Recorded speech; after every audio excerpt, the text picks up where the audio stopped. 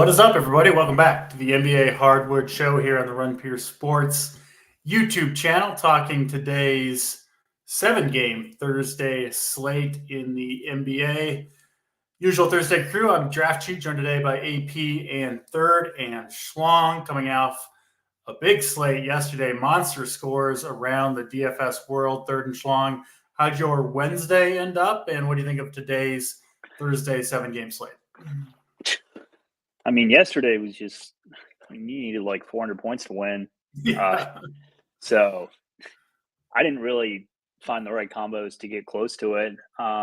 Was on the right plays. I think late swap kind of fucked me because I got onto a ton of Rui and it got me off of more Giannis. So it was kind of one of those nights where, like, if I walked away, like when I had initially built my teams, I would have been better off than late swapping and working. So, my initial file really good, late swap not so good.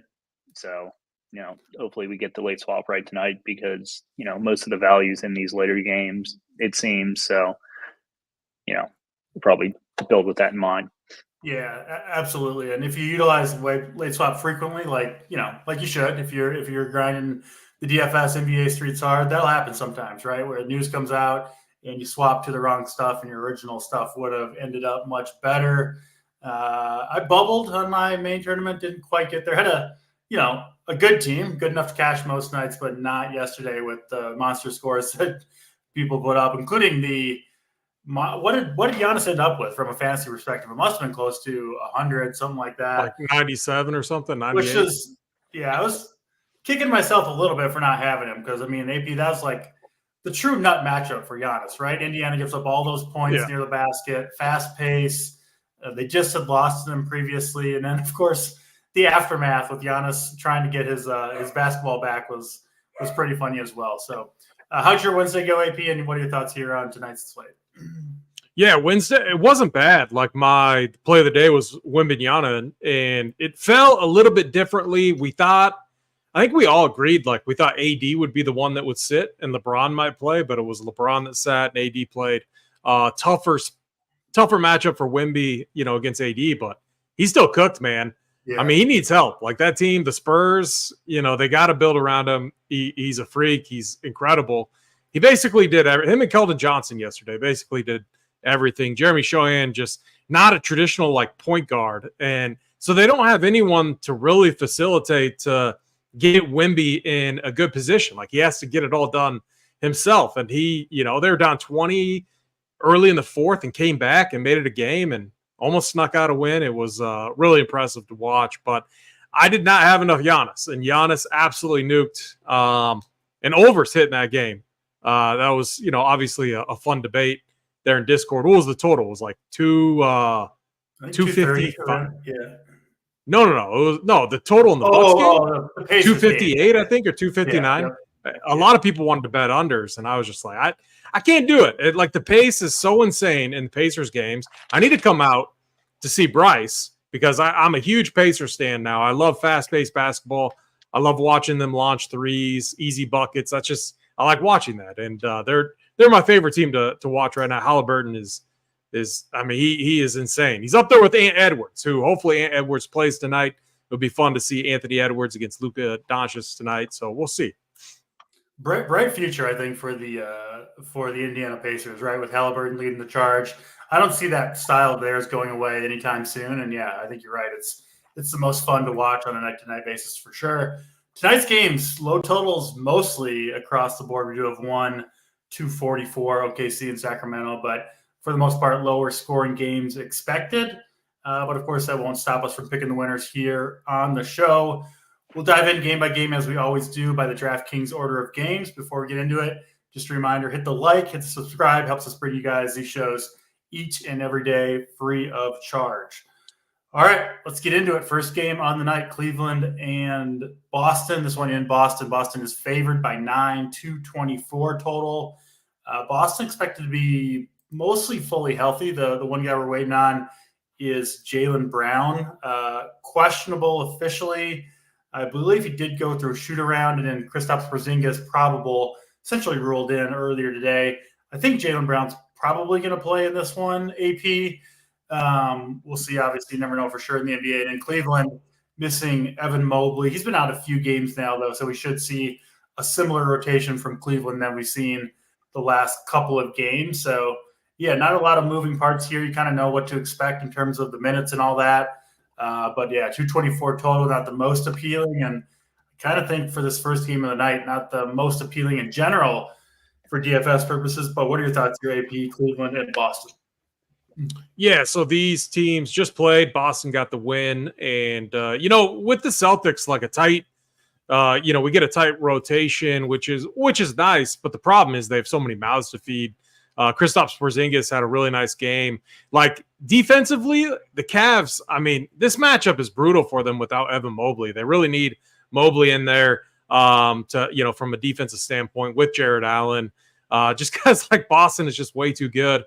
You could go back to Porzingis if you want. You could take a tournament, flyer on Jason Tatum, but really it's a lot of mouths to feed.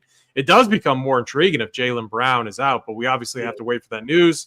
I think I've had a lot more interest in like keeping Derek White in my player pool over Drew Holiday. It seems like Drew Holiday just, really kind of sitting like it seems like he's like almost the fourth option. I don't know, like maybe fifth option. I don't know if that's if we can say that, but you got to think it's what Tatum, then Brown, and then it's Porzingis, White, Holiday from an offensive standpoint. But obviously, this backcourt defensively is just incredible with White and Holiday. So in tournaments, like if you think this game stays close, or if the Cavs maybe like if you think they're live to sneak out a win, has to come on the heels of a big game from Donovan Mitchell. So definitely, if you're like playing tournaments, you could get creative, like Donnie Mitch and run it back with a Tatum. I mean, you don't have to run back anything, but I'm just trying to think of if this game stays close and is competitive, has to be Donovan Mitchell getting it done. So I'm overall under on this game. I did leave Donnie Mitch and Jared Allen in my player pool. If they hit, I'm fine with it. But outside of that, I think Boston, I think they spank them, and I don't think it's going to be too viable for DFS purposes. Yeah, it seems like a really rough matchup, at least on paper for Cleveland. Their two best players by far, or at least best offensive players, Donovan Mitchell, Darius Garland, got to go up against that tough defensive backcourt from Boston. So you do see why Boston's favored by 9 here. Third, do you see anything here that we're missing between Cleveland and Boston in terms of DFS plays? I think some of the studs are decent tournament plays, like just because nobody's going to be on them. But that's like more like deep field, like 20 max stuff. Like in like 1 to 3 entry builds, I'm not really prioritizing anyone in this game, and it's likely a pass for me. Agree with all like the micro analysis, and the macro game environment as a whole isn't that much different. The one nice thing about like getting that stud like Tatum here is like most of the values like a little more upper tier, like 5K type of value from like the later games. Like we're not getting like tons of like the 3K guys here, which makes them a little bit easier to fit. So like they'll still be in my pools, but I'm not really prioritizing anyone from this game. Yeah, makes sense. Cleveland and Boston, rather, not a super appealing game. Will get slightly more appealing if Jaylen Brown does miss, so we'll have to pay attention to that news. I think guys like Derek White, Jason Tatum would become more interesting at that point. But overall, not the most appealing game in Boston with the Cleveland Cavaliers. Next game on the slate, I think, is definitely more appealing. It is another low total, sitting at 216, Chicago and Miami. It is Miami favorite at 4. Miami on the second half of a back-to-back in this one. So we did see kind of their rotation without Josh Richardson, who will remain out in this game. Bam Adebayo still out, Tyler Hero out, Haywood Highsmith out. So will be another pretty tight rotation for Miami. They introduced Jamal Cain yesterday, was their kind of their 8th man. He ended up playing 29 minutes. I think partly because he was playing well, partly because Miami had control of the game in the fourth quarter. And then on the Chicago side, still actually, no. Is Levine back for this? No, he's still out. Levine's still out. He's going to be out a while. And then the piece of news to watch for the Bulls is Alex Caruso. I've been riding AP the Kobe White plus DeMar DeRozan train in these last 2 games with Caruso. That's treated me very well. Almost got to the top on, I think it was on Monday. I think the Bulls' last game. But yeah, those two guys have been incredibly productive. First without Levine, and then I think losing Caruso these last two games has elevated them even further. So I'll be watching that news carefully. I'll also mention Miami's defense. I mentioned this on the show often, so apologize for repeating myself, but not the same without Bam Adebayo. Numbers bear that out.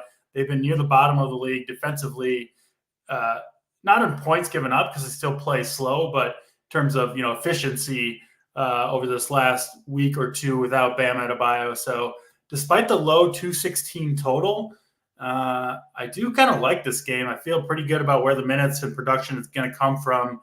Your thoughts, AP, Chicago, and Miami? Yeah, I'm right there with you. I mean, we've been talking about it. It seems like every time the Bulls are on a slate, just with what Kobe White's doing. And I love the fact that like DraftKings is pricing Kobe White up. It made like you look at that price tag and you're like, really? Like, do I want to play Kobe White? But if you've been watching them or even if you're just diving into the stats and looking at it, it's been really impressive. And a few things with the Bulls.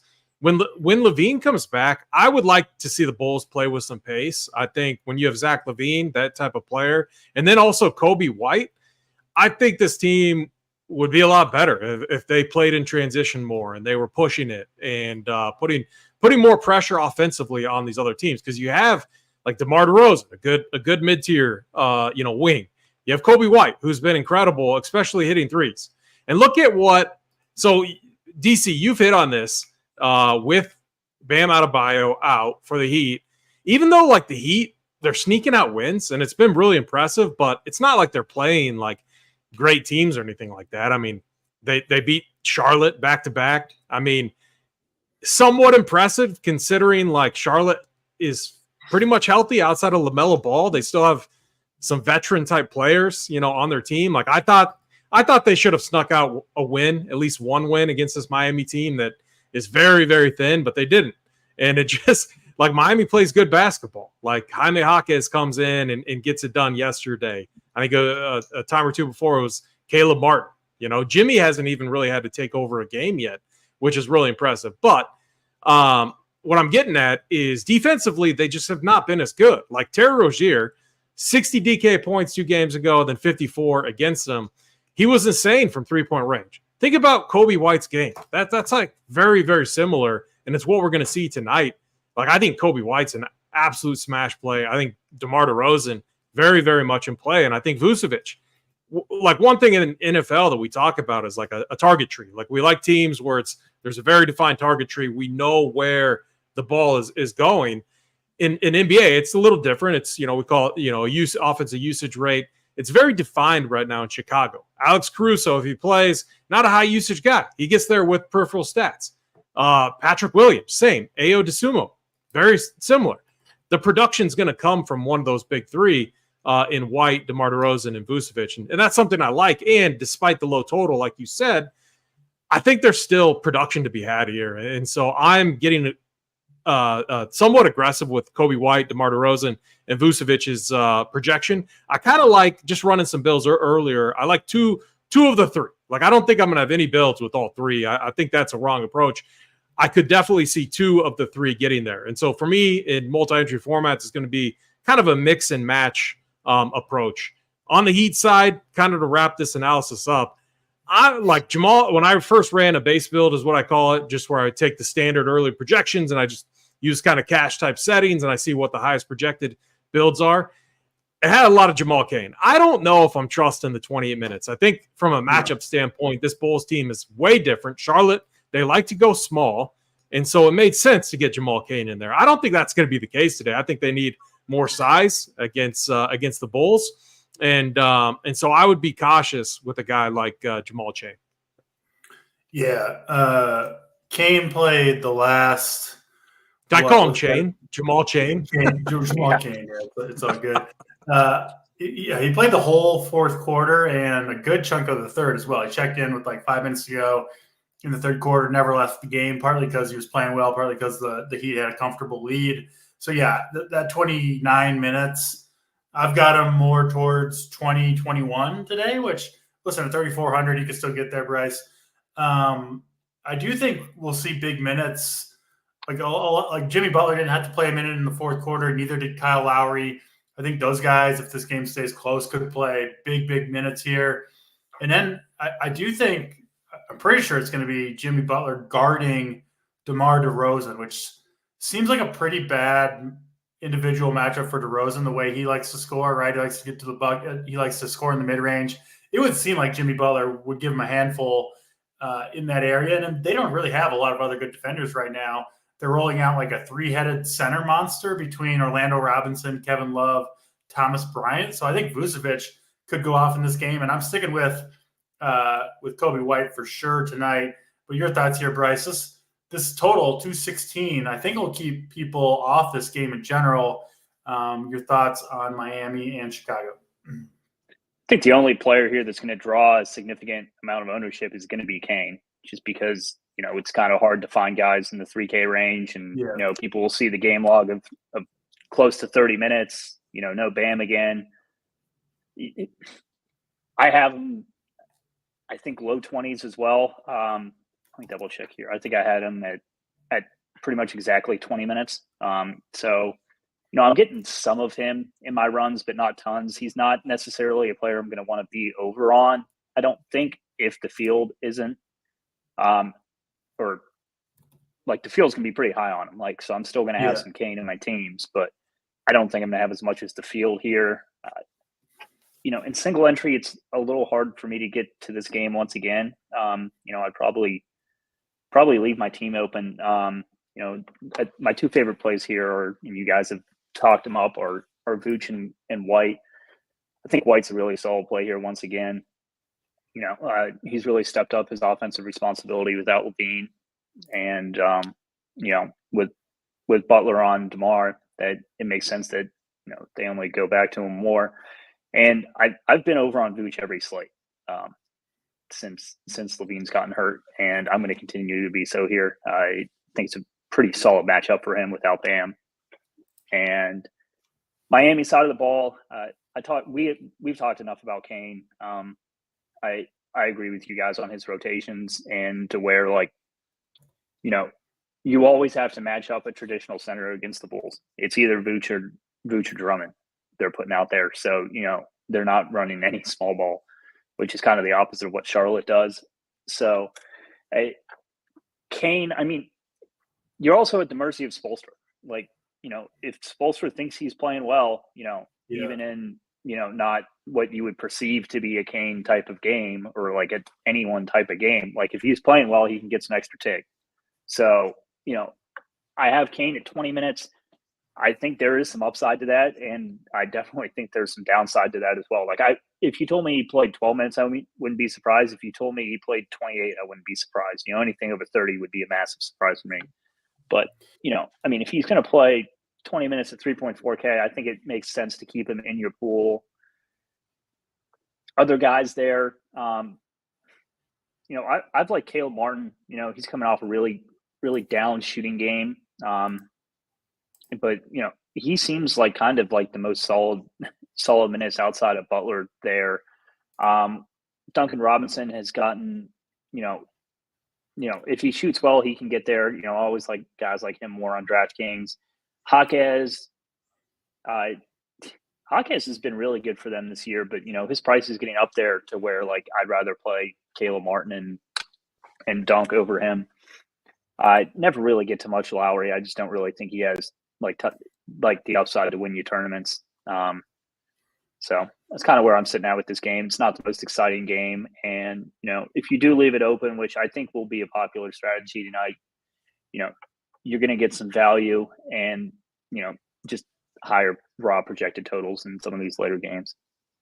Yeah, I think that's all reasonable. And despite the low total, 216, I actually think this game is somewhat game stackable. Just because we know, if it stays close, I think you're going to get close to 40 minutes from White, DeRozan, Vucevic, and then on the other side, Butler, Caleb Martin, Duncan Robinson. I think we'll all approach close to 40 minutes as well. So, maybe instead of 216, you get a good shooting night, you get 225 or 230, and all those guys get their 38 to 40 minutes, and they're all, not crazily priced. So I do think this game is viable. Could be ugly, right? If it does stay at this total that is projected at or lower, could be a little bit ugly. But I'm in on this game. White, Vucevic, my favorite plays. And then Kane, I don't know, like I think he busts more often than not, honestly. He's a low point per minute guy with not a huge minutes projection, with some downside on the minutes as well. Not perfect matchup either. And I don't know, just the nature of DFS pricing, like these like super low priced guys who, are projected for real minutes, they get heavily owned. I mean, we saw Mike Muscala the other day was like 50% owned. So Kane's not going to get to that level, but he's going to garner a lot of ownership for a guy who could easily give you 7 or 8 fantasy points is absolutely in play. Isn't it very similar to Strother? Like that, who was going to find a way if KCP he played 5 minutes in the first half. And I faded him that slate, and he was like 55% owned. I could not believe it. He ended up getting there because of the injury. He had like 30. He's sick, but he had like 30 DK points, which KCP got hurt and Jokic got ejected. So then he went off in the second half, which whatever. Man. It is what it is. But I think that's a good call, AP, on the Strother comparison. Really fragile minutes for Kane, and he's gonna be more owned than he should be. I think so. I'll just say that. But I understand there's just not very much reasonable value out there under 4K anymore. So I do understand why people will play a guy like Kane. All right, let's move on to Minnesota and Dallas. Definitely a more fun game in real life. This one expected to be close. Dallas currently favored by 1, which surprised me given how well the Timberwolves have played this year, but Dallas has been really good at home, playing better recently. Seems to be playing better without Kyrie Irving, frankly, which isn't that shocking given the type of player that Luka is. Obviously, Luka going to garner a lot of interest tonight. Not sure where the ownership will end up, but I think it'll be relatively high on Luka. It kind of always is whenever Kyrie sits. And then on the Minnesota side, Dallas missing more than Kyrie. Seth Curry also out. Josh Green still out. Derek Jones Jr. questionable. Maxi Kleber is out. In Minnesota, the big question mark is Anthony Edwards, who's missed, I think, 4 of the last 5. Did practice yesterday. I kind of thought he was going to play, but the line in this game, the spread, makes me think maybe not. So we'll see on Anthony Edwards. I think it's kind of close to a 50-50. And then Jaden McDaniels also questionable. I will say if you're considering Luka, pay attention to that Edwards and McDaniels news. Both of those guys, very, very strong perimeter defenders who would give Luka trouble. If they're both out, this matchup, I think, as someone who watches a lot of Wolves games, gets a lot easier for a dominant ball handler guy like Luka. So I think important information there for Luka, not just on the Minnesota side, but on Luka's performance. So we'll see there. But let's go to UAP. Your thoughts, Minnesota and Dallas. Yeah, I think that's a really good call. You could, like the Wolves, if Jay McDaniels and Edwards are in, they could easily deploy like a defensive strategy like the Pelicans did, where they absolutely blitzed Luka with Herb Jones and I forget who else, but basically anytime Luka was at half court, they had someone on him, just absolutely blitzing him all game, just not allowing him to get to his spots to facilitate, which is what he's so good at doing. So yeah, that's definitely a good point there, something to keep an eye on. And then 2, it's like if those guys are out, it just like 1, defensively, they like the Mavs are really an interesting team. Like when Kyrie and Luka are running the backcourt, offensively they're insane, but they're also far worse defensively too. But they make up with it with how good they are on the offensive end of the court. They get slightly better with when Kyrie's out defensively with Luka, but obviously they take a hit defensively, and so it's just kind of like an interesting dynamic there. And so here's kind of what I say. I like Luka. It's tough to get to him. And I think this is where like a Jamal Cain, if you're under on him, like if he goes off, then you're going to want like Luka. You're going to want like the Jokic, the studs, because the slate lacks a lot of that really elite like 3K value. And you need that to get a guy like Luka or Jokic into your lineups. And so if that chalk fails, and if you see this mid-tier range kind of get there, it's going to make it tough to get Luka or Jokic into your lineup. So Luka's the guy, though. It would be Luka and then Tim Hardaway Jr. He is in tonight, and his role when Kyrie's out and when this team is just thin is just massive, and he's going to chuck when he's in there anyway. So THJ would be the guy that I would look to, and with THJ back, like Hardy is a fade for me. Those two, like from a ball handling standpoint, they're not going to need as much Jaden Hardy because it seems like they trust Tim Hardaway Jr. to do that. And then, the Wolves side, they become really interesting if Ant Edwards and Jaden McDaniels were out. If those two are in, again, it's a lot of mouths to feed, but you could still attack this Dallas Mavericks team. It's just they have so many guys that kind of become fringe plays. Like, I could even see, like, in large field tournaments, situations where, like, a Naz Reid could potentially get there. And so it just, like, the Wolves are a hard team to play when they're really healthy. So, like, Gobert, Cat, I'm leaving those guys in my player pool, but I really need the Jaden McDaniels and Ant Edwards news before I can really target this game. And then if Ant Edwards is in, I always leave him in my pool as like a tournament play because he's always a guy that is capable of breaking a slate. Yeah. My guess is obviously just a guess. Nobody knows. Is that Edwards sits this game and McDaniels plays. McDaniels had missed a couple of weeks due to injury. He did come back in their last game, which was 3 days ago now, and played 27 minutes in that game. Didn't re-aggravate anything. So you would assume that he'll be in there after a couple of days off and playing that many minutes in his first game back. And he's the guy I'm most worried about Luka for.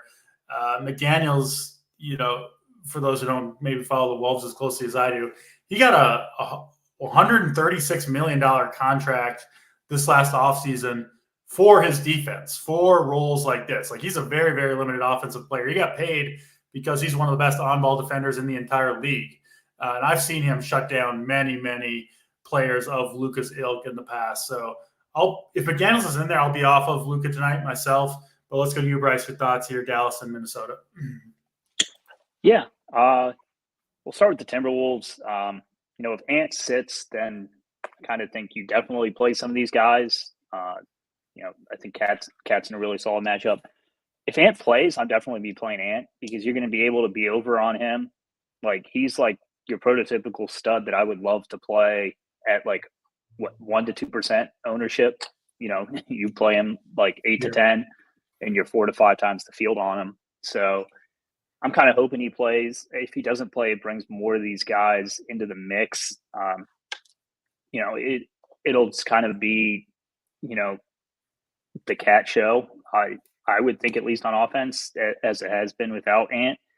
Obviously, McDaniels matters too. To me, the line indicates that they're 1-point dogs.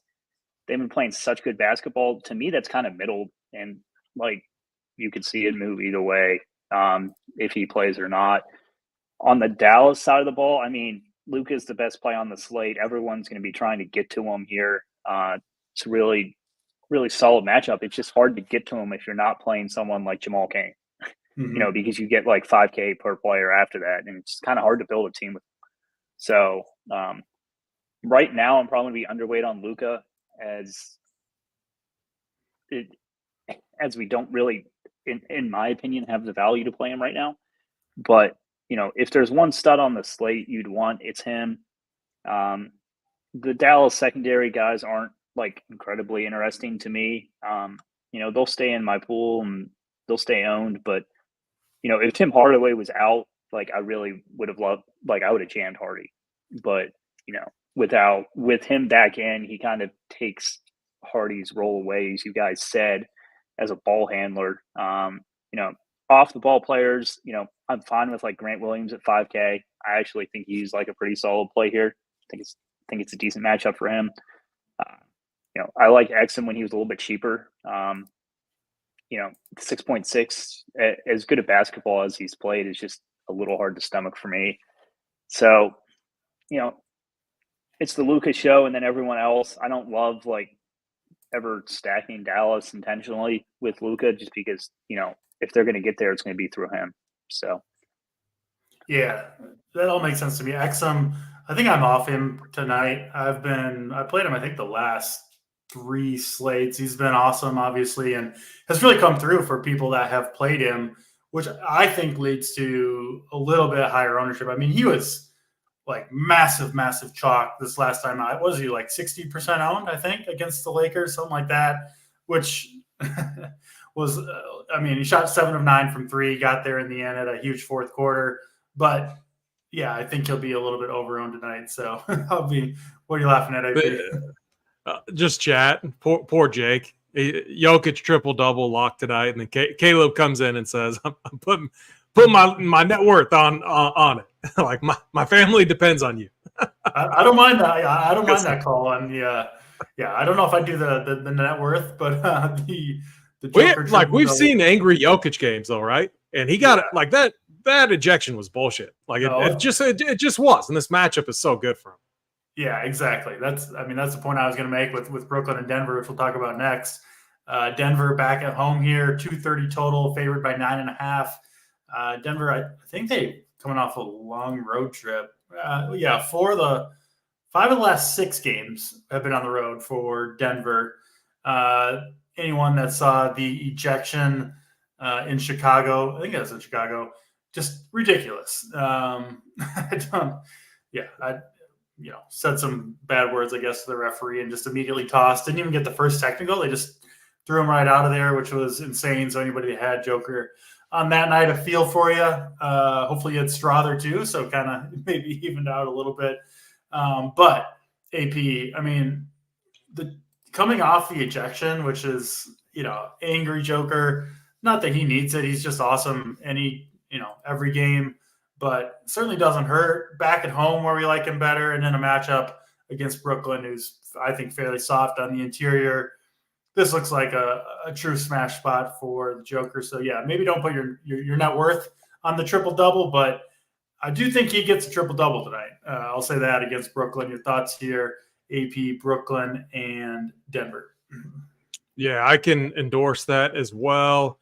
This is like a tough spot for the Nets. I think Nuggets side, minus 9.5, is probably a sharp bet here for a few reasons. One, just from a matchup standpoint, I do think this is like with Murray in, assuming he's in. I mean, KCP being out definitely is a little bit of a hit defensively for these wings, or for mainly like Cam Thomas. If you think about a guy that just can get buckets, KCP would be a good defender to throw on him. But matchup-wise, I think this is a tough one for the Nets. And two, they're coming off an emotional win last night over the Suns, who traded all of them, traded Cam Thomas, Mikal Bridges, just said, screw you guys. Let's bring it, let's create a super team here with KD and Beal, and who never plays, and obviously Devin Booker, who's incredible. And they went in there and went down to Phoenix and got the win. Really, really impressive, emotional win, you'd think, from the Nets. So it just feels like one of those standard letdown spots where the game maybe gets out of hand, but you don't I don't know, you don't see like the Nuggets blow teams out too often. Like they just get so bad defensively when Jokic is off the court. So if you can find a way to get Jokic into your builds, I mean, yeah, he's a good play, but you're going to need those cheap value plays to get there to make it work. I think the better route is to look at guys. So we talked about Strother, but I think it's Christian Brown who's going to be the piece tonight that makes a lot of sense. 4.2K on DraftKings. I would not be surprised if he started as well. And so, and I wish they would have left Strother's price down, because I think people would have went right back to him. But since he's 4.6K, it's really difficult to get him into your lineups. But for me, it's Christian Brown, the better play. And I also have interest in Jamal Murray. Like Jamal Murray, he's been pretty good when he's in there. Obviously, the last game against the Hawks, fantastic matchup. We love attacking Trae Young, and Murray went off 51 DK points in 28 minutes. I mean, he was highly efficient, 12-15 from the field, got rebounds, assists. Jamal Murray, 7-3. I think he's pretty interesting. And if you can find a way to get Jokic, do it. I can't right now. When I bump these studs up, it's bringing Jamal Cain and these bad values along with it, which makes it really difficult. And then like Michael Porter Jr., what are we doing? Pricing him 7.5K. Like I have no idea what DraftKings is doing. I can't play him at that price when with a Nuggets with a healthy Nuggets team. So for me, it's mainly Christian Brown as a value that I have a ton of interest in. Yeah, I've talked about this a little bit before, but I personally think the DraftKings pricing algorithm is too tight right now. And Joker's ownership tonight is like Exhibit A. Not that big of a slate. We fully expect a triple-double out of this guy, 65, 70 points. And, like, you can barely play him. He's going to be like 5 to 10% owned because the pricing is so tight. It seems like more than 10% of the field should be able to get Joker into their lineup if they want to. But like you said, AP, I mean, I'm leaning toward not playing him either, despite fully expecting, 20 points, 14 boards, and 12 assists. So I think it's just a little bit frustrating, but it is what it is. We're all playing with the same pricing parameters, obviously. Bryce, your thoughts here, Brooklyn and Denver? Yeah, I mean, Jokic needs like 80 the way like the pricing's working out in this slate.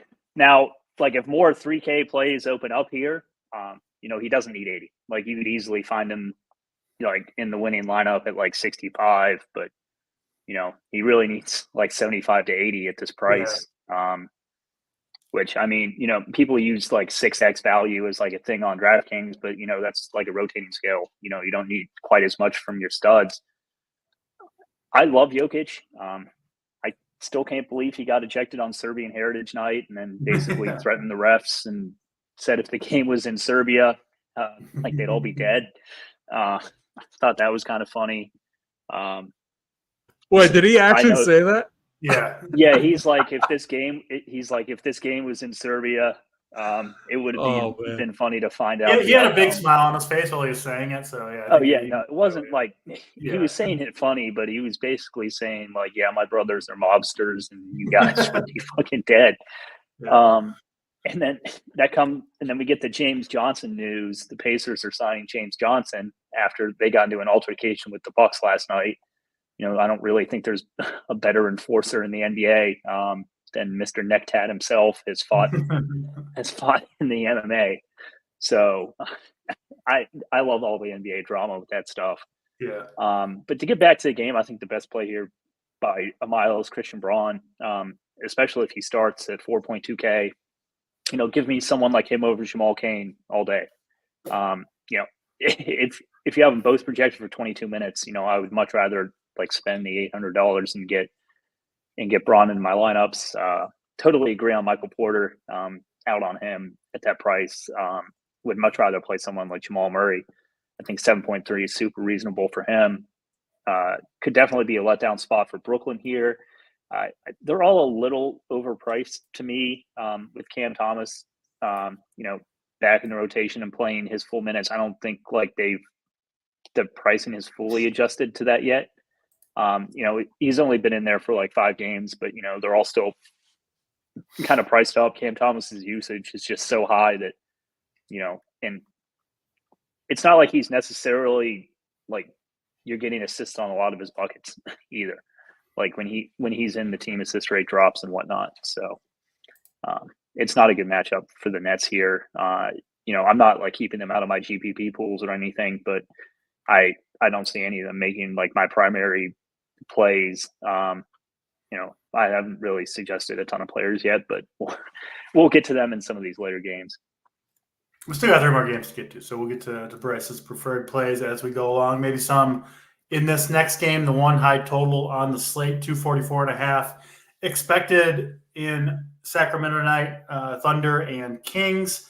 The Kings slate favorites here, favored by 1.5. And as I mentioned, the highest total of the night, sitting near 245. Great total, but kind of the same prop we had last night with the Pacers and Bucks. Pretty much fully healthy teams here, the Thunder and the Kings, which does sometimes obviously make it hard to find value. But let's go to you, AP.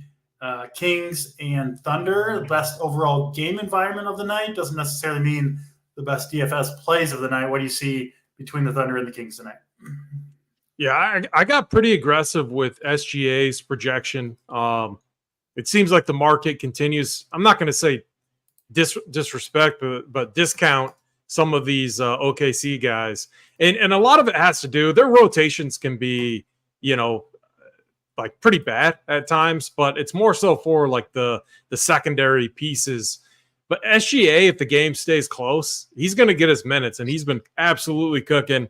The dude's having an incredible year. I mean, he put up a 30 piece in like 25 minutes against the Jazz. Obviously, not a good defensive team at all. But if this game stays close, which I think it does, I think SGA could absolutely go off. I think you could almost see kind of a battle between the point guards here. But from a matchup standpoint, since the Thunder, they do have obviously one of the best on-ball defenders in Lou Dort. I think how they keep it close is through Sabonis. He smashed in this matchup last time too. And the pricing is better now in Sabonis too. We're like so used to seeing them like 10K or higher. Yeah. And when they're healthy, it's hard to play it because Fox demands so much. And like it's hard for Sabonis to get there. But now that he's 9'3", he's becoming a little bit more playable. I'll be honest, I have more Vucevic, and I like the discount with Vucevic over him. But I do think Sabonis is in play here. I'm having troubles like with Malik Monk. It seems like the projection's always high on him, and I get that he's like a tournament play, or at least the projection I was looking at seemed a little high on him. I can't go there off the bench, 6.2K. I can't get to a guy like him. I never play Harrison Barnes. He just he sucks. Keegan Murray is somewhat interesting at 5'9" as well. But then, yeah, I think Lou Dort's actually a flowchart play on the day. I know he's a defender. He's in there primarily for his defense, not a good shooter. But matchup-wise, they're probably going to leave him open. He's probably going to have some looks. And so at 4-3, it doesn't take a lot for him to get there. And we've been talking about it all show. Like the slate lacks value. Lou Dort's going to get the minutes because they're going to need his defense in this matchup against Fox and the Kings. So I think Lou Dort is a fine value play that you can lean on. And then SGA in tournaments. And, if you can find the salary to get the Fox too on the other side or Sabonis, I think they're fine plays as well. Yeah, Lou Dort, 4,300. I think that might be his lowest price tag of the season, which makes him somewhat appealing in this matchup price. What else do you see? OKC and Sacramento. I like Lou Dort a lot. Like him, Braun. Like I'm really trying to get to like the 4K values here, and then we'll get to some of the fives in the next game. But yeah, I mean, the way it shakes out is you kind of get more of these secondary studs like SGA, and he's by far my favorite like secondary stud. And by that I mean non-Jokic, Luka like type of pricing. Like you can get to a 10-5 in your lineup fairly easily today. It's way harder to get to like a 12K. And, if we're talking about discounts on studs, Sabonis fits right in there.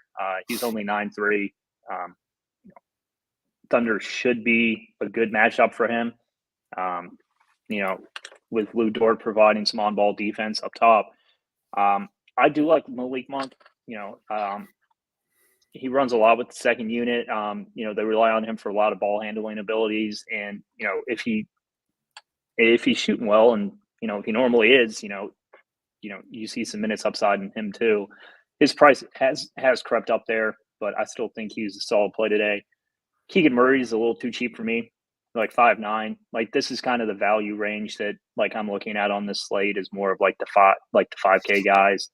So I like all 5 of them. I like SGA, Dort, Monk, Keegan Murray, and Sabonis. My plays in this game. Yeah, it makes sense to get some pieces in of this game. Like we said, highest total, and could be the game you need. Could need 3 or 4 guys from this game, I think, especially if some of the news, if we get more of these guys in and there's not quite as much value as we think there could be. So good game between OKC and Sacramento. Should be a fun one, maybe more fun than the Thursday night football game tonight. We'll see. Utah and Portland up next. A lot of news in this one that we're waiting on the Portland side specifically. Already many players ruled out in this game. Utah will be without John Collins, will be without Keontae George, who hurt himself last night.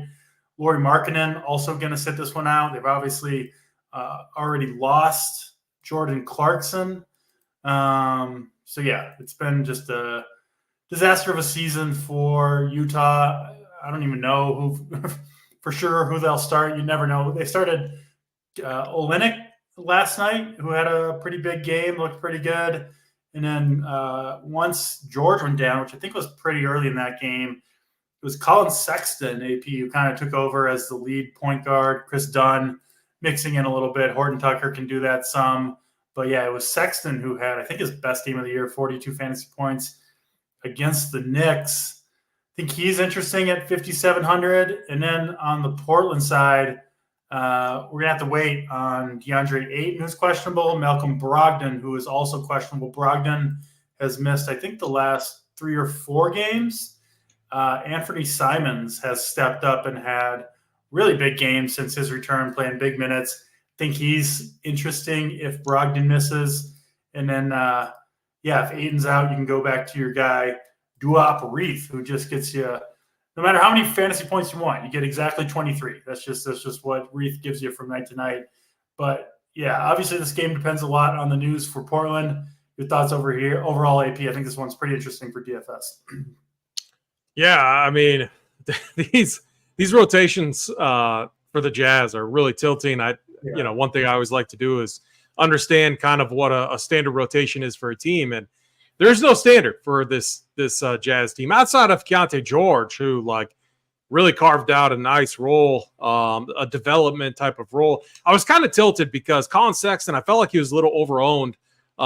If you really understood what this Jazz team does, I felt like he was overowned even yesterday. Tonight he's like probably like a lock, which we'll get to. But when Keontae George went down, I mean, he was definitely going to get more minutes. But like even so, he only played 30 minutes. So like if Keontae George would have, obviously not gotten hurt, I still think Colin Sexton would have played like 23 to 25 minutes, like he basically has done all season long. Just because this Utah coach likes to play so much. Like, here's an example. Walker Kessler plays like 7 minutes in the first half. Doesn't even play in the second quarter, just the first quarter. And then he plays like 14 minutes, 15 minutes in the second half, and like had a really long so you're not resting him. He had a rotation where like entered the third quarter like after like 3 or 4 minutes and then played deep into the fourth quarter, like with no breaks outside of the end of the third quarter break. So like the rotations just like don't make sense at all. But we're in a situation tonight where I think they have 9 available players, and on a back-to-back, it's going to make things interesting. I think they have also like 3 centers: Omar Yurtseven, Walker Kessler, Kelly Olynyk. We've seen all 3 start at different times throughout the season. So then, and even if one of them starts, it doesn't guarantee that they're going to get a normal starter type of run too. So I don't think it's like one of those lock button type of situations. I mean, I think Colin Sexton is very close to, like, he's a cash game lock. I'm very, very confident in that.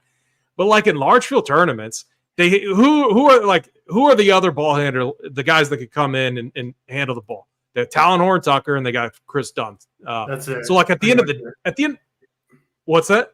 That's pretty much it. Just those 3. Pretty much, yeah. And I thought you said Dunn's out, and I was like, oh shit. Well, now we're definitely locking Colin Sexton.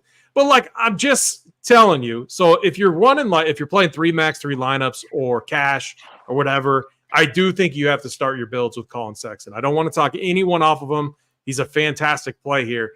I'm just telling you what I've seen with this team has been a constant, in that their rotations are highly unpredictable, even in these situations where they should be predictable. So, like, don't be surprised if, like, Colin Sexton finishes the night with, like, 25 to 27 minutes. It is a realistic outcome. I still think, like, I haven't projected for 30. And I think that's a reasonable projection. And he's hitting, like, every single build that I have. But in large field stuff, I don't think I want to lock him in. I'm trying to find ways to, like, maybe be in line with the field, depending on what we feel the ownership is going to be, just because I know how, like, unpredictable Utah is. So that's kind of my notes there. Fontecchio, I think he's fine. Talon Horton Tucker, obviously fine. Chris Dunn, I think fine. Taylor Hendricks, 4.2K. I think all of these guys are fine. I'm limiting it to 3 max for the Utah side. Like, I don't want any more than 3 of these players in my lineups. And that's just kind of playing on the fact that the rotations are very unpredictable as well. If Walker Kessler gets to start, I think it's a good matchup for him, 6'5" as well. And then on the other side, we got to like Anthony Simons.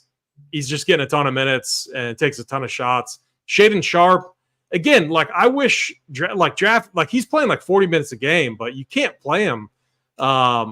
It's tougher to play him at 8K because he's rarely, hitting what you need at that price tag, even though he's playing like 40 minutes a game. So I think he's safe from a minute standpoint, but if like Brogdon's in, it's very difficult for me to play a guy like Shaden Sharp at 8K.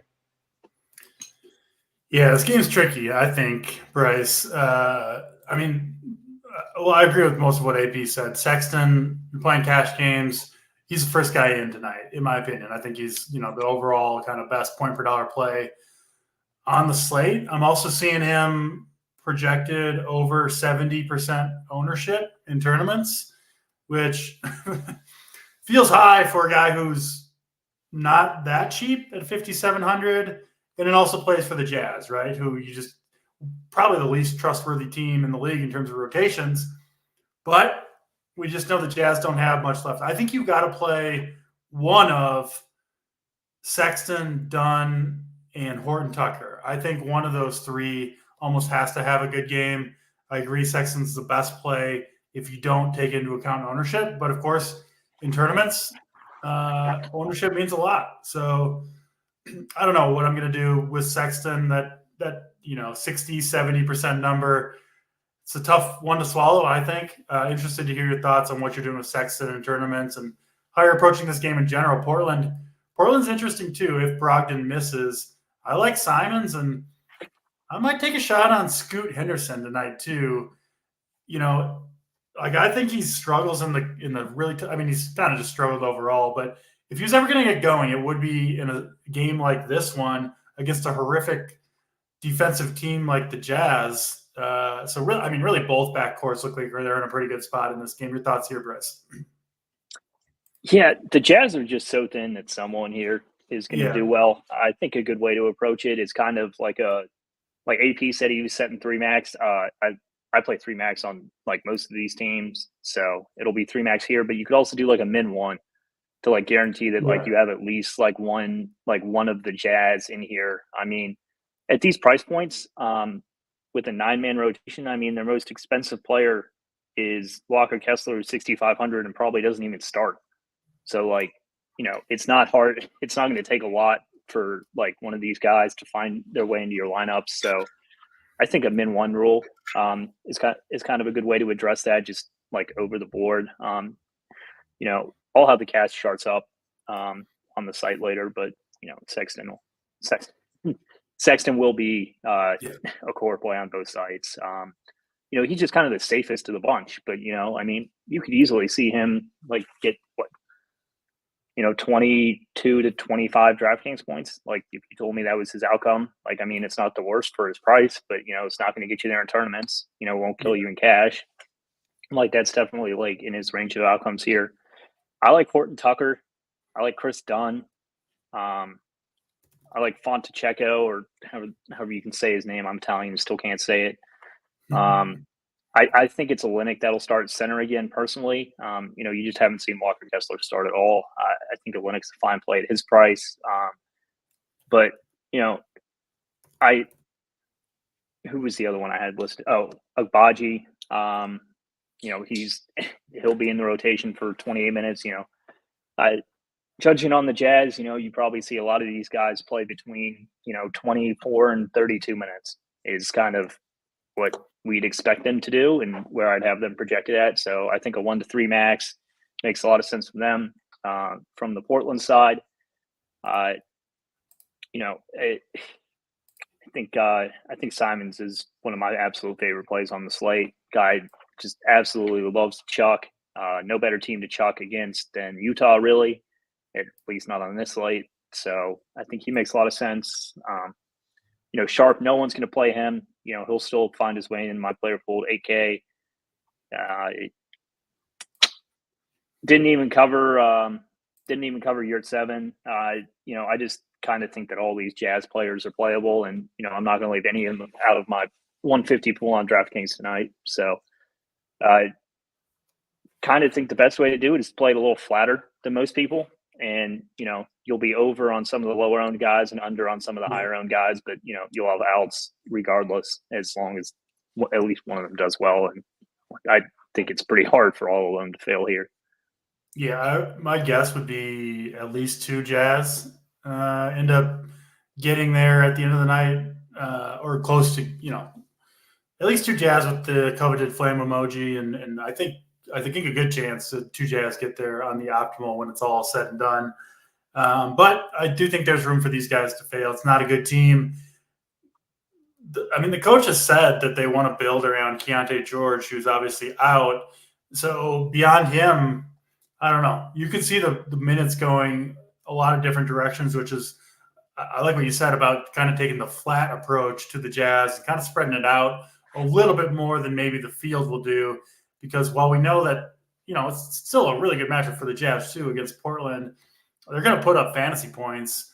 But I think there's more of a chance that it comes from unexpected sources on the Jazz than most people are giving it credit for. So that's kind of my overall take there.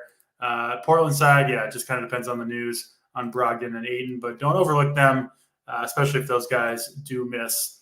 Let's get to the last game of the night, then we'll do plays of the day, but we've got to get the likes up a little bit. Kind of hurtful right now, so hit the like button if you haven't done so yet. We do appreciate that. Last game on the slate is the LA Clippers and the Golden State Warriors, obviously playing without the suspended Draymond Green. He needs to get it together. He's going to be out a while. The Clippers, we'll see if Paul George plays. He's questionable. He did go through shoot around, missed the game or left early with the groin injury. Kind of surprised he's playing already a couple days later. But, he might be in there. Clippers otherwise healthy beyond that, and Golden State healthy beyond missing the suspended Draymond Green. We'll start with UAP, Golden State, and the Clippers. What do you see for us? Yeah, I think the spread here, of Clippers, minus 5.5. I think that's wrong. I think there's a lot of value in that side. This, the market is overvaluing this Warriors team, even though they've been terrible, and we've been taking advantage of that by betting against them. And look, I think it was really telling just the other night. They needed what? They needed a 3-pointer, and Klay Thompson's on the bench. Andrew Wiggins is on the bench. You have, Pods in there. You have Kuminga. And then Looney playing 11 minutes. They're trying to find something, and they don't trust their studs. And then on the other side, I think the Clippers are finding something. They're starting to play some better basketball. James Harden is doing what he does, facilitates. He's embracing his role, and it's Paul George and Kawhi Leonard, especially. I had him on the last slate he was on. I thought he was an absolute lock, 8K, was just way too cheap, and it was a blowout, massive blowout against a healthy Kings team, and the Kings smoked the Warriors this season, and they absolutely destroyed them. And so I'm probably going to bet the Clippers side here. And I think it's the only reason I think it's that low is just because Paul George truly questionable. But even if he doesn't play, I'm not too concerned. I just think the Clippers are playing really well. Norman Powell would step in and have a nice role. He's a bucket. He's a perfect fit on this team too, to fill in the cracks if Paul George is out. So Clippers, a team I'm really getting higher on, and a lot of that is due to the play of Kawhi Leonard and Paul George and James Harden facilitating. So I think they smoke the Warriors tonight if it stays close, though. So, I really like Kawhi Leonard, very high on him, one of my higher-owned guys on the slate. I've just basically been any chance I can, just try to get it overweight on him. And then since this is an island game, we might not know what the starting lineup is for the Warriors. They have to play Jonathan Kuminga. No Draymond. Kuminga has actually been really good. He's been a lot better than Andrew Wiggins and Klay Thompson. And then I think Chris Paul has to have a big role here. A little revenge narrative too. Maybe plays with a little bit more fire. 6'8". I think Chris Paul is a nice play too. I would not be surprised if they threw a wild card and just went fully small, started with Looney on the bench and went Kuminga at the 5 and started Chris. I'm just saying, I would not be surprised if we saw like them basically, or Steve Kerr basically throw the script out the window and try something unique against this Clippers team. So it's going to be one of those situations where we want to know what the starting lineup is. But Jonathan Kuminga, someone I'm very high on. Chris Paul in tournaments. I think Curry in tournaments as well. And then the showdown slate tonight, I think, is I was just looking. Usually it's like 30K or 40K up top, but I think 20K tonight. It's going to be a fun showdown slate too. I think you can, like, I'm just going to jam like Kawhi Leonard and Stephen Curry, but mainly Leonard as my main captain, unless Paul George plays. But this is going to be a showdown slate that I'm targeting tonight as well. Yeah, I think it'll be CP3 in the starting lineup is my guess. He started, remember early in the season, Draymond was out for a few games and CP3 had some big games to start out, I think, in the starting lineup. I think I remember that correctly. And then if you look at last game when Draymond was ejected fairly early, CP3 had 11 assists, 20 potential assists.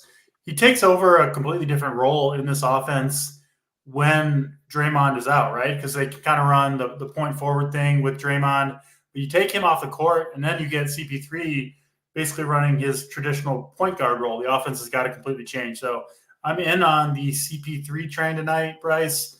I think this game interesting overall. It becomes especially interesting if Paul George misses, which I think is somewhat likely.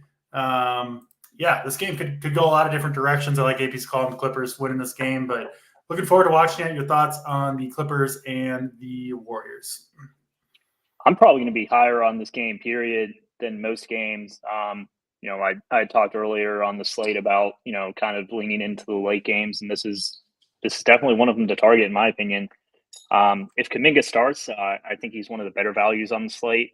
If Chris Paul starts, I like him. So, kind of try and be a little flexible. I know it's this one's half an hour after the other 10 o'clock slot. So, hopefully we have that news in by then, because it's kind of hard to adjust afterwards. But yeah, I like them. Really like the Clippers guys in this spot, specifically Kawhi and George. I'm expecting George to play simply because he went through a shoot around. I didn't think he was going to play after he got taken out last slate. Last slate was like an NFL slate they played. I think half the slate got hurt. So, you saw a bigger game out of James Harden than you normally would. But I really like Kawhi and Paul George and Curry in this spot. These are kind of the secondary studs that I'm talking about that, are a little too cheap compared to, some of the more expensive stuff, especially when we don't have 3K value. Yeah, that makes perfect sense. Golden State, Clippers, a lot of ways Golden State could go with the starting lineup, but I do think they're an interesting team overall. And they've also got to make plans kind of, long term, what they're going to do without Draymond, who's going to be out a while. So I do think there's a good chance to kind of shake up the starting lineup. My guess is that it is CP3 in there in the starting lineup. We got a visit from Bryce's dog, Mateo, there. We'll see. Maybe he'll bark during one of our plays of the day, and we'll know that one's a lock to get there in the end. But let's do it. AP, let's get to the gentleman's play of the day for this NBA slate. What do you got for us? Yeah, I mean, our staple's been Kobe White. Kind of want to go back to him, but Kobe White every time he plays. I don't know. I'm gonna go with. I gotta go Vucevic. I just 7-9. I like the matchup here against the Heat. Looked really good.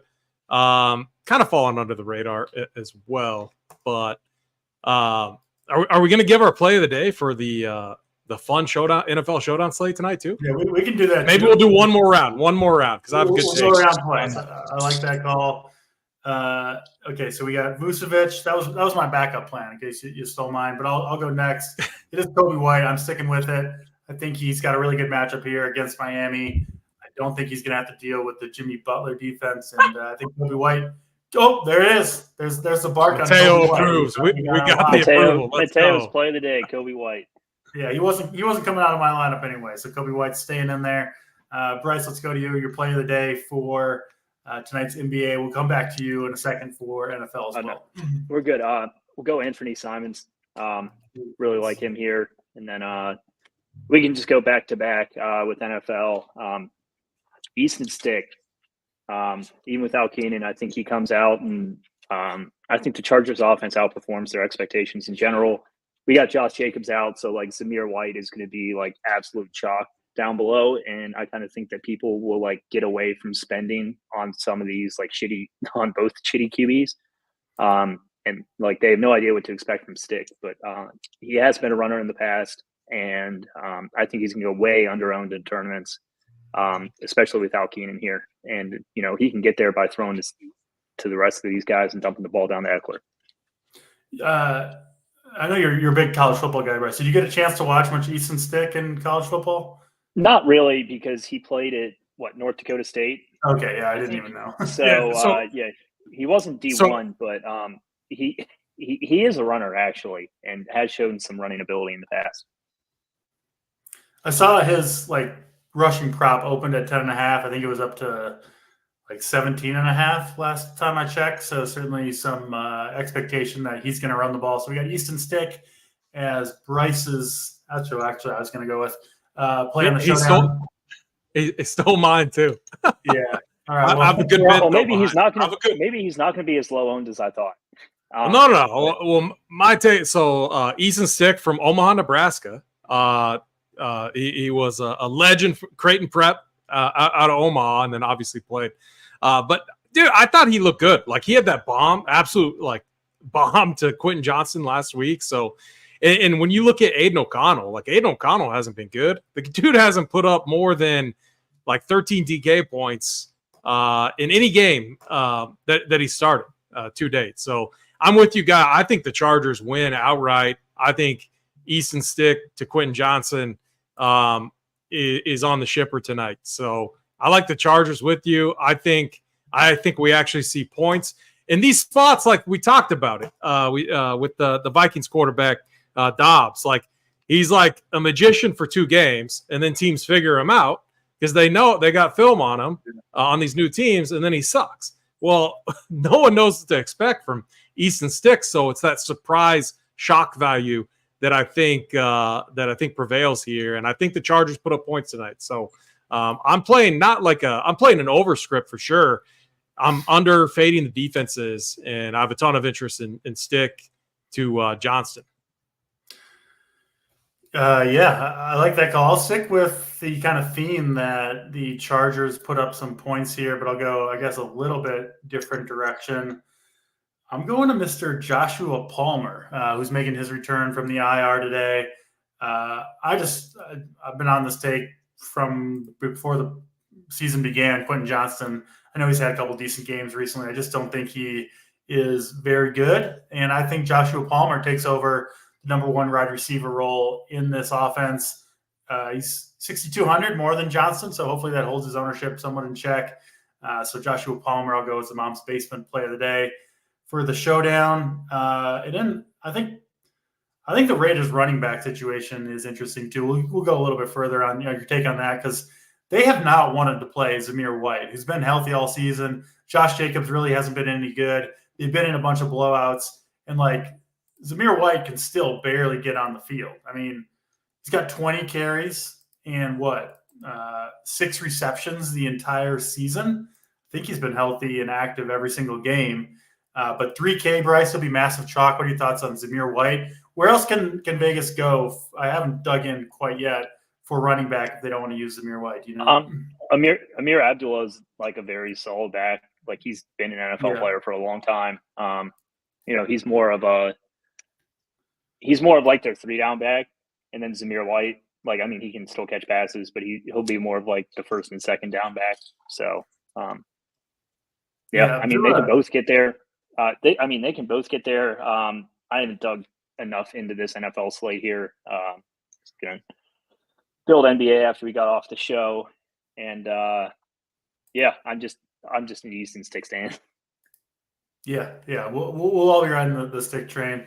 Your thoughts, quick, AP, on the Raiders running back situation? Obviously, a big point of emphasis on this slate with Josh Jacobs ruled out.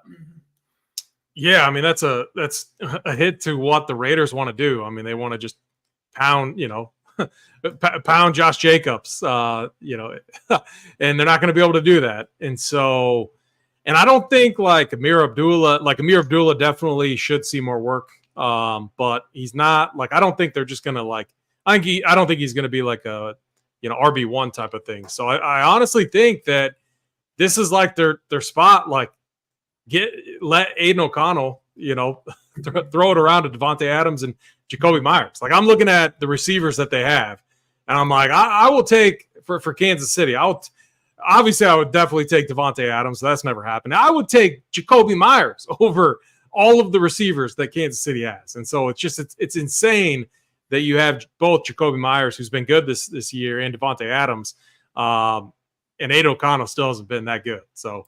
We'll see, though. I think that's the other reason. I think the game, you know, with the lack of like rushing potentially on the Raiders side, I don't think it's going to be a game to where there's like no points. I think that we're going to see more offense here. So I know me and Snyder, he disagrees because these primetime games are like 1,903 towards the under. But I think that trend, you know, is broken tonight. And I think we see some points. So we'll hope so. We'll hope for some points in tonight's Thursday night football. And of course, we couldn't end the show without AP somehow bringing it back to the Chiefs to end the show. So good stuff there, AP. Good stuff on the show. Oh, I mean, the Chiefs haters, like they spend 45 minutes every show. And now the show is free. If you can't beat them, join the Chiefs haters. No. What? Come on. I'll be back. Well, I want to know what all of their quarterbacks have done. How many Super Bowls do they have over the last like 6 years? I think it's Joey Burrow. How many does he have? He's still stuck on 0 as far as I remember. So, yeah, good stuff on the show. Thanks for watching, everybody. Same time, same place tomorrow. Good luck in the NBA and NFL streets tonight. For AP, for Third and Schlong, I am DC, and we will see you next time.